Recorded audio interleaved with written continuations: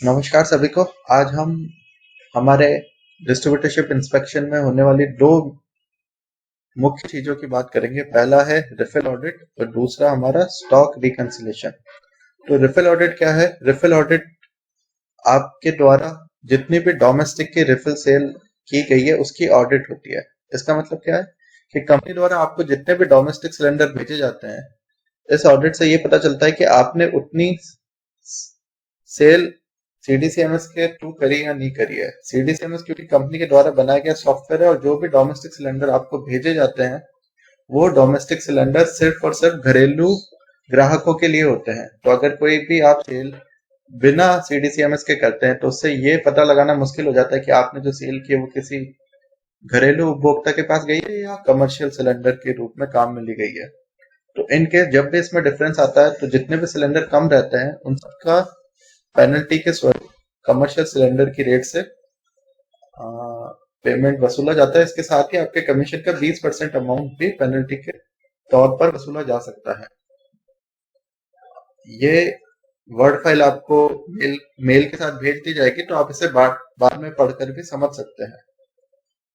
दूसरा होता है स्टॉक रिकंसिलेशन। कंपनी जब भी आपको व्यापार चलाने के लिए गैस के सिलेंडर देती है तो वो बिना किसी सिक्योरिटी डिपॉजिट के देती है, और जब आप इन सिलेंडर से नए कनेक्शन बनाते हैं या डीवीसी बनाते हैं तो कंपनी को उसका पैसा मिलता है।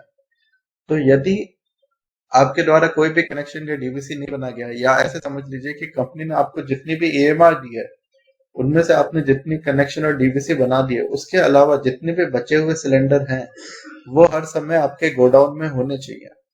अगर कोई भी सिलेंडर कम होता है तो पेनल्टी के स्वरूप में आप देख लीजिए कि जैसे 14 किलो सिलेंडर के लिए 2350 रुपए की राशि काटी जाती है और हर रेगुलेटर के लिए 250 रुपए।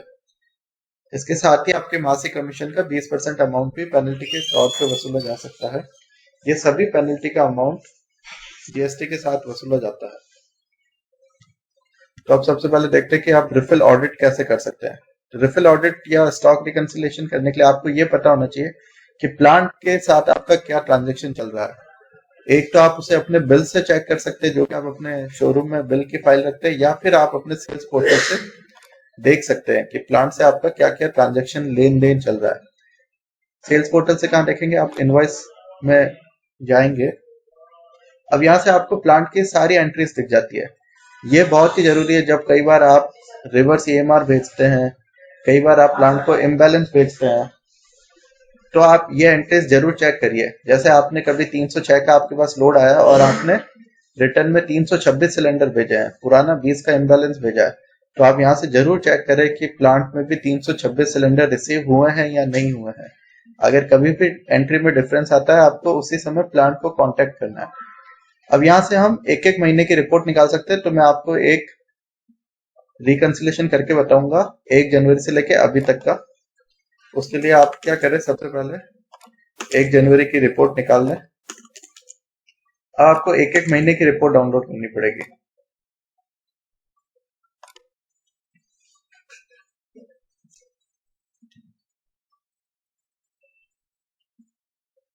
तो जैसे ये 1 महीने की रिपोर्ट डाउनलोड हो चुकी है हमारे पास,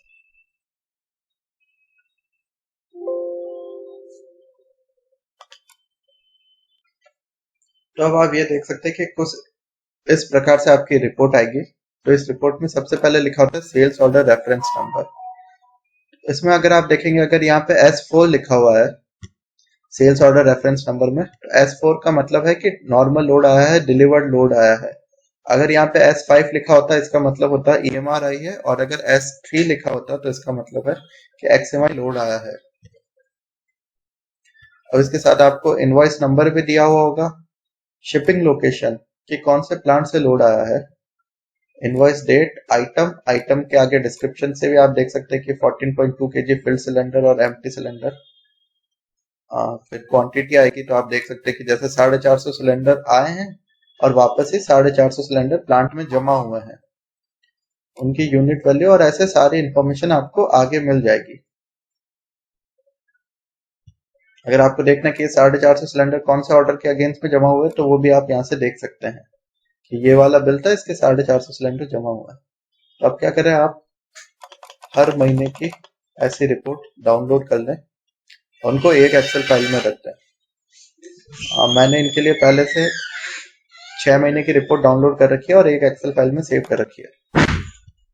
तो ये है मेरी सारी रिपोर्ट आ गई पूरे 6 महीने की।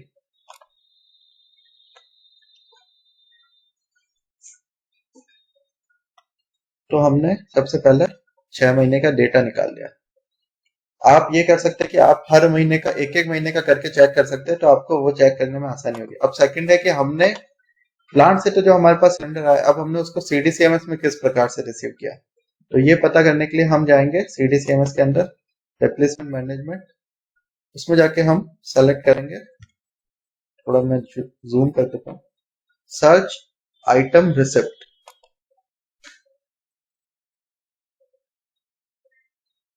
अब यहाँ से हम जैसे 6 महीने के लिए बना रहे हैं, तो वापस हम यहाँ डेट डाल देते हैं कितने दिन का हम ये ट्रांजेक्शन कर रहे हैं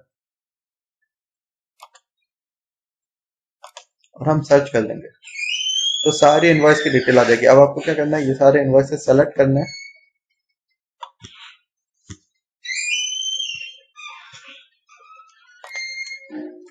और इनको कॉपी करना है। कॉपी करने के लिए आप कंट्रोल और सी बटन एक साथ दबा सकते हैं और आपको पेस्ट करना है। तो मैंने यहाँ पे पेस्ट कर रखा है पहले से सारे इनवॉइसेस की डिटेल्स, ठीक है। उसी प्रकार से ये तो हो गया हमारा आइटम रिसीव। हम एक और एक्सेल शीट में आइटम रिटर्न भी कॉपी करेंगे।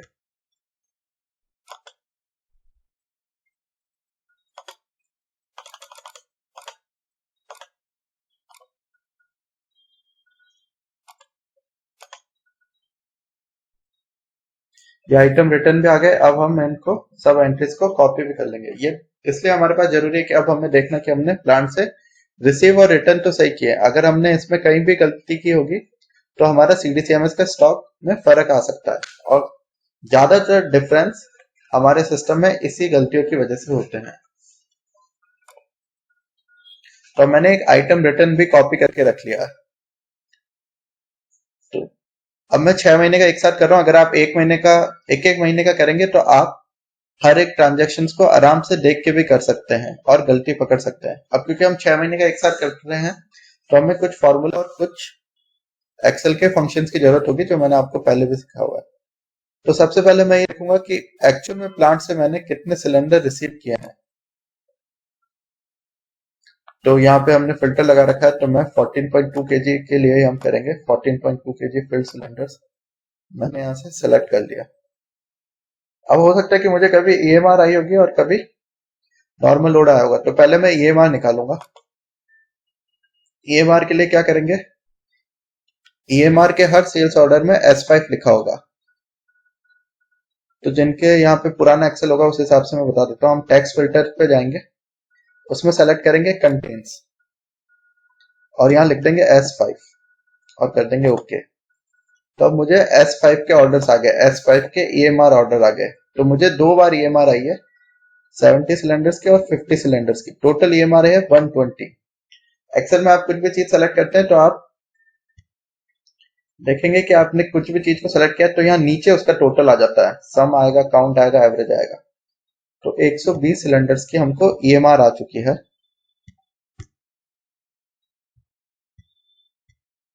अब मुझे देखना कि मैंने ये ईएमआर सिस्टम में सही से रिसीव किया नहीं किया।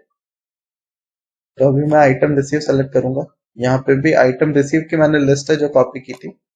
यहाँ से मैं फिर से 14.2 kg सिलेंडर सेलेक्ट करूंगा। इनवॉइस टाइप में मैं जाके ईएमआर सेलेक्ट करूंगा।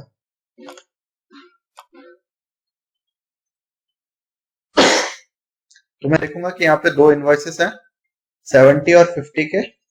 तो मैंने ईएमआर ठीक से रिसीव कर रखी है। टोटल ईएमआर 120 सिलेंडर्स की मैंने बिल को ठीक से रिसीव कर रखा है। तो ये हो गया, मेरी ईएमआर सही हो गई।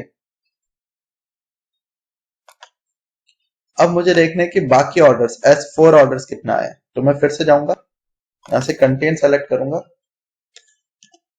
और S4 सेलेक्ट कर लूंगा। अब मुझे ये टोटल सिलेंडर्स देखने कितना है।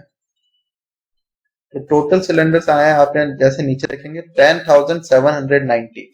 अगर आपको दिख नहीं रहा तो मैं यहाँ टाइप कर देता हूँ 10,790 टोटल सिलेंडर्स इस ड्यूरेशन के बीच में मैंने प्लांट से रिसीव किए हैं।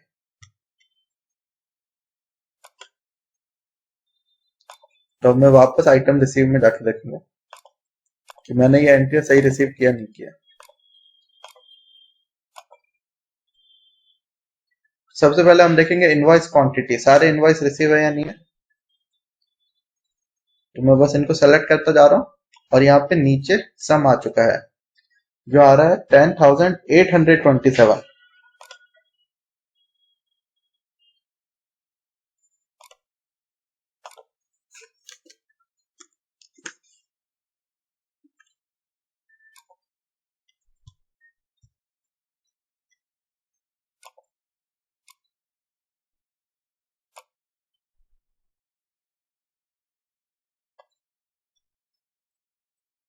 तो मेरा टोटल आ गया यहाँ पे 10,827, यानी कि प्लांट से जितने सिलेंडर आए उससे ज्यादा यहाँ पे मैंने रिसीव कर रखे हैं।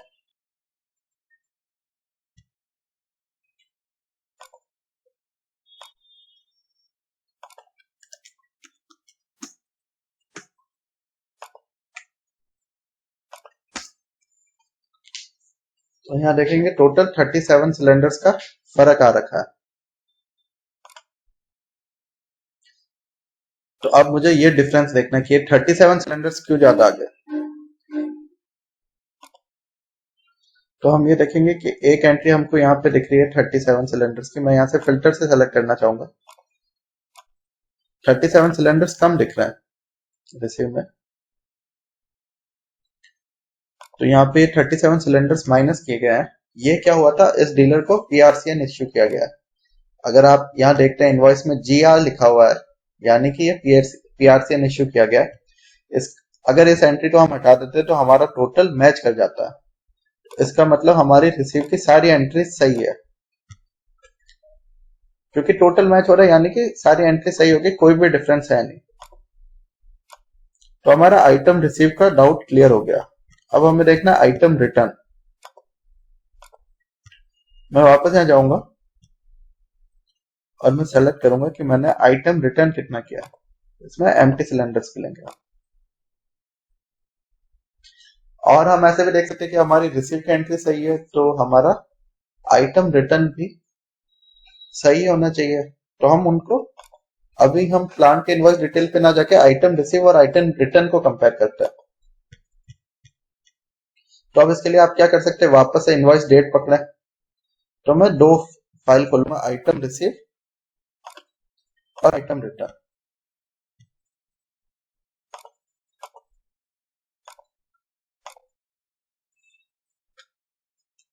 मैं दोनों को साइड में खोल देता हूँ। तो जैसे 6 तारीख को 450 का लोड आया, हमने 450 रिसीव किया डीबीटीएल और एनएस में, और यही हमने वापस अगले दिन 7 तारीख को 450 सिलेंडर रिटर्न कर दिया। तो यह एंट्री सही हो गई। फिर हम वापस अगली एंट्री देखेंगे। 15 तारीख को 306 रिसीव किया, और आप यहाँ देखेंगे कि 15 तारीख को मैंने 324 रिटर्न कर रखे हैं सिस्टम में। तो हमारा ये पहला डिफरेंस यहाँ आ गया। फिर हम ऐसे वापस देखेंगे कि अगले में हमने 324 रिसीव किया और 324 से रिटर्न किया।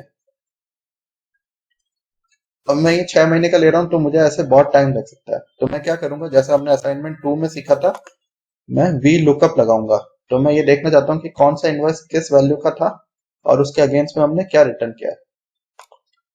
तो मैं यहाँ पे इनवॉइस रिसिप्ट का एक कॉलम बना लेता हूँ। तो मैं वी लुकअप लगाऊंगा। अगर आपको लगता है इनवॉइस नंबर आपने सही लिखे तो आप इनवॉइस नंबर से वी लुकअप लगाएं। आपको लगता है इनवॉइस डेट सही है तो इनवॉइस डेट से लगाएं। मैं यहाँ इनवॉइस डेट से वी लुकअप लगाऊंगा। तो मैंने इनवॉइस डेट सेलेक्ट की। अब मुझे यहाँ पे सर्च करना है कि वो इनवॉइस किस क्वांटिटी का था। तो मैं यहाँ से सेलेक्ट करके इनवॉइस क्वांटिटी की तरफ जाऊंगा।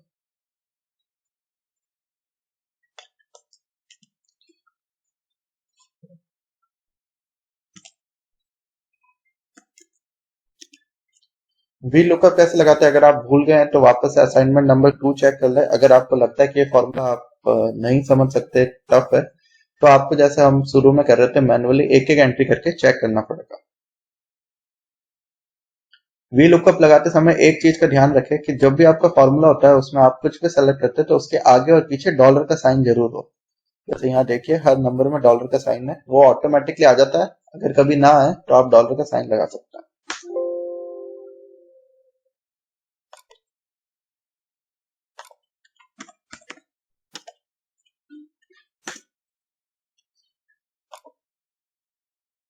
तो जैसे मैंने ये फॉर्मूला लगा दिया, अब मैं यहाँ डबल क्लिक करूंगा और ये मैं फॉर्मूला नीचे तक पूरा ड्रैग कर दूंगा। अब ये हमारे पास आ गया। अब मुझे बार बार दूसरी वाली शीट को देखने की जरूरत नहीं है।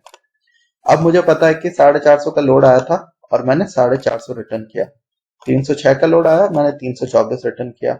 324 का लोड आया, 324 रिटर्न किया। तो अब मुझे टोटल डिफरेंस देखना है कि मैंने कहाँ कहाँ डिफरेंस किया। तो मैं रिसीव में से रिटर्न माइनस कर लूंगा।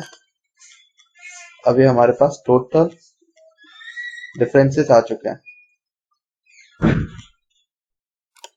तो अब हम सिर्फ डिफरेंस वाले एंट्रीज पे फोकस करेंगे।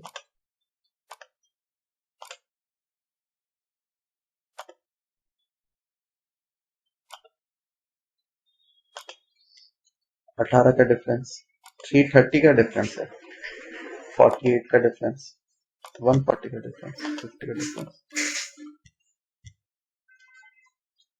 तो अब मैंने एक एक डिफरेंस के लिए आपको एक एक इनवॉइस चेक करना पड़ेगा। तो मैंने पहले से चेक कर रखा था, तो कुछ का मैं आपको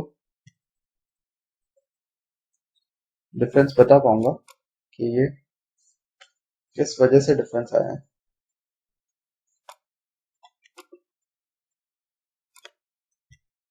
तो पहले जैसा ये था कि पुराना इम्बैलेंस था हमारा नवंबर का, तो हमने इम्बैलेंस रिटर्न किया था।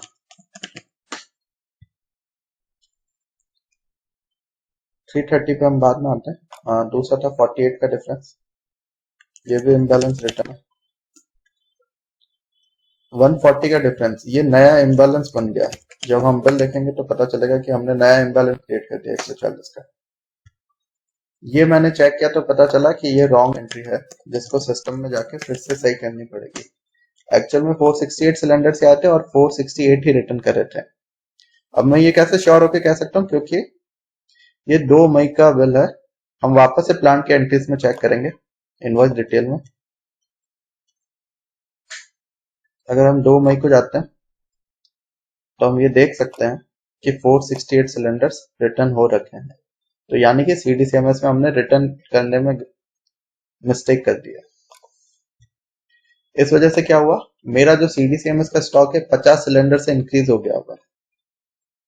अगला बिल है 222। 222 ये क्या है, ये ईएमआर है।